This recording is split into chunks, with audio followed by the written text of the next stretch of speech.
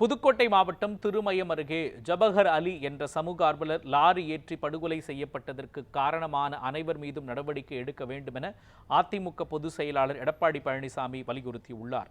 இது தொடர்பாக அவர் வெளியிட்டுள்ள அறிக்கையில், அதிமுக நிர்வாகியும் மாவட்ட அமைச்சூர் கபடி கழக செயலாளரும் சமூக ஆர்வலருமான ஜபஹர் அலி சமூக விரோதிகளால் லாரி ஏற்றி படுகொலை செய்யப்பட்டார் என்ற செய்தி மிகுந்த அதிர்ச்சி அளிப்பதாக கூறியுள்ளார்.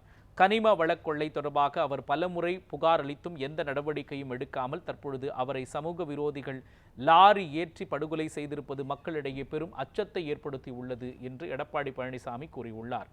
கனிம வளக் கொள்ளையர்கள் மீது நடவடிக்கை எடுக்காமல் புகார் அளித்தவரை காட்டிக் கொடுத்து மிக மோசமான முன் உதாரணத்தை ஏற்படுத்தி இருக்கிறது திமுக அரசு என்றும் அவர் கண்டனம் தெரிவித்துள்ளார்.